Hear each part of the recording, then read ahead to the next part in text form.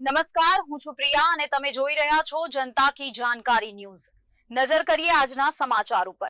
રાધનપુર શહેરની જનતાને સ્પર્શતા મુદ્દાઓને લઈને યોજાયેલી લાઈવ ડિબેટમાં પ્રજા અને વિપક્ષ દ્વારા કુલ 21 ગંભીર પ્રશ્નો ઉઠાવવામાં આવ્યા હતા। આ પ્રશ્નોમાં શહેરની સફાઈ વ્યવસ્થા, ગટર અને પીવાના પાણીની સમસ્યા, રખડતા ઢોરનો ત્રાસ, સ્ટ્રીટ લાઇટોની ખામી, રસ્તાઓની બિસ્માર હાલત, ટેન્ડર પ્રક્રિયામાં ગેરરીતિના આક્ષેપો તેમજ સરકારની ગ્રાન્ટના ઉપયોગ જેવા મુદ્દાઓ સામેલ હતા। નગરસેવક જયાબેન ઠાકોરે જણાવ્યું હતું કે આ ડિબેટ કોઈ રાજકીય પક્ષપાત માટે નહીં, પરંતુ માત્ર પ્રજાહિત માટે યોજવામાં આવી હતી। શહેરની જનતા સામે સત્તાપક્ષ ખુલ્લેઆમ જવાબ આપે અને લોકો હકીકત જાણી શકે તે હેતુથી કાર્યક્રમ રાખવામાં આવ્યો હતો।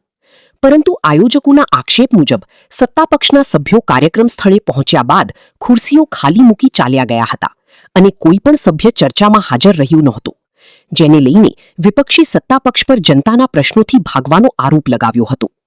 ડિબેટ દરમિયાન સીએમ ડેશબોર્ડ અને પાલિકા એપ પરની પેન્ડિંગ ફરિયાદો, કરોડોના વિકાસ કામોના ઓકે રિપોર્ટ, નવા રોડ થોડા સમયમાં તૂટી જવાના મુદ્દા, ટ્રાફિક સમસ્યા, વેન્ડિંગ ઝોન, કચરા નિકાલ અને સરકારી હોસ્પિટલની સુવિધાઓ જેવા મુદ્દાઓને પણ જોરશોરથી ઉઠાવવામાં આવ્યા હતા।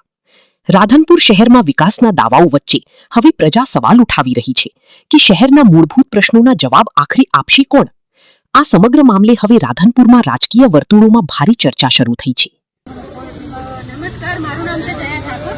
અત્યારે રાધનપુર નગરપાલિકાએ કાલના જે આયોજન આપ્યું હતું એ અર્થે આવ્યા હતા, પણ આપ જોઈ શકો છો લાઈવ વિડીયો અમારી જયા ઠાકોરની ફેસબુક ઉપરથી અમે કરેલો અને સત્તાપક્ષને સવાલ કરેલો।